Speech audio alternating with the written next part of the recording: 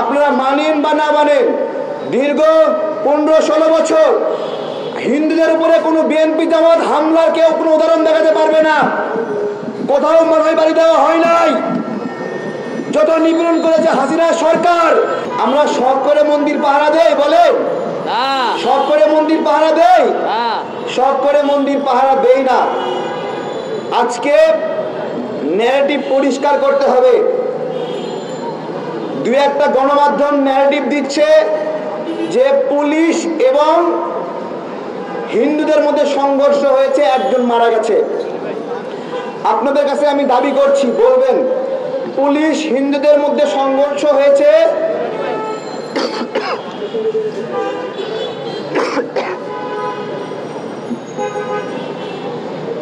Police এবং হিন্দুদের মধ্যে সংঘর্ষ হয়েছে, একজন মারা গেছে, এই কথার দ্বারা কি বোঝা যায়? ইতিপূর্বে ছাত্র পুলিশের সংঘর্ষে একজন মারা গেছে, সেই কথায় কি বুঝতাম?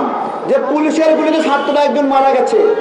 গণমাধ্যমগুলো নিউজ করেছে পুলিশ এবং হিন্দুদের সংঘর্ষে একজন মারা গেছে, এই কথার দ্বারা স্পষ্ট বোঝা যায় পুলিশের গুলিতে একজন হিন্দু মারা গেছে। দেখেন পুরা একজন মুসলিম হত্যার ঘটনাকে কিভাবে পুরা উল্টায় দেওয়া হলো।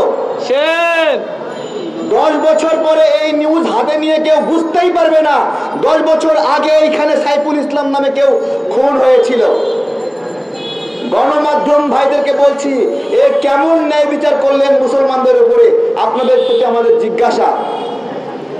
ওইখানে সনাতনী জাগরণী মঞ্চ তারা বক্তব্য দিয়েছে যে সাইফুল ইসলামকে হিন্দু ভেবে মেরে ফেলা হয়েছে। আপনি সনাতনী জাগরণী মঞ্চের নামটা কোট করলেন না, নাম কোট না করে নিউজ ছাপাই দিলেন যে সাইফুল ইসলামকে হিন্দু মনে করে পিটায় মারা ফেলা হয়েছে। আসলে কি তাই ছিল? সাইফুল ইসলাম মসজিদ থেকে বের হচ্ছিল, দেখছিল মসজিদে হামলা হচ্ছে, সে হামলা না করার জন্য অনুরোধ করেছে।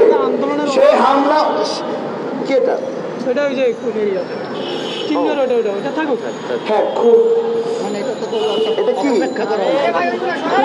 সংঘর্ষ কিসের এটা? এটা হলো এই যে লিখেছে খুন নয় সংঘর্ষ, বুঝতে পেরেছে? মানে তারা এটাকে খুন হিসেবে দেখায়নি, সংঘর্ষ হিসেবে দেখিয়েছে। দেখেন খুন নয় সংঘর্ষ হিসেবে দেখেছে। আজকে জনতার আদালতে বিচার হোক, রেজিস্টার কাজটা কি ঠিক করেছে বলেন? ওখানে মুসলিমরা হিন্দুদের সঙ্গে সংঘর্ষ করতে গিয়েছিল? গিয়েছিল? কোন মুসলিম নেতা বলেছিল সবাই চট্টগ্রামে আসেন? কেউ বলেছিল কোন মুসলিম নেতা চট্টগ্রাম কোর্ট প্রাঙ্গণে আসেন? তাহলে কার সঙ্গে হিন্দুদের সংঘর্ষ হয়েছে? এই যে রেজিস্টারের ভাইরা 2 দিন আগে গরু জবাই করা হলো আপনাদের এখানে, প্রথম আলোর ভাইরা, আপনারা কেন গরু জবাই করা হয়েছে? ঠিক এই ন্যারেটিভ গুলোর কারণে, এই বয়ানগুলোর কারণে। এই বয়ানগুলো সঠিক কিনা বলেন আপনারা।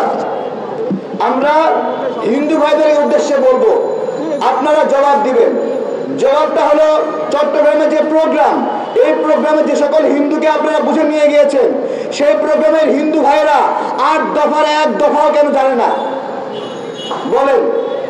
তাদেরকে জিজ্ঞাসা করা হচ্ছে 8 দফা কি কি, তারা বলছে 8 দফা তো কি কি জানি না। তাহলে কেন আসছেন? বলে 8 দফার জন্য আসছেন। তা 8 দফা কি কি? ভাই ওটা তো জানি না। তাহলে কেন আসছেন? 8 দফার জন্য আসছে। দেখেন তারা যে বড় বড় সমাবেশগুলো করছে, সেই সমাবেশের ভিতরে বিশ্বজিৎকে যে কুপায় কুপায় হত্যা করেছে ছাত্রলীগের বিচার ওরা চায় নাই। তাদের সমাবেশে আপনার হলো সুনামগঞ্জে দিরাইতে আওয়ামী লীগের বাড়িঘর ভাঙচুর করেছে যুবলীগ নেতা, সেই যুবলীগ নেতার বিচারের দাবি নাই।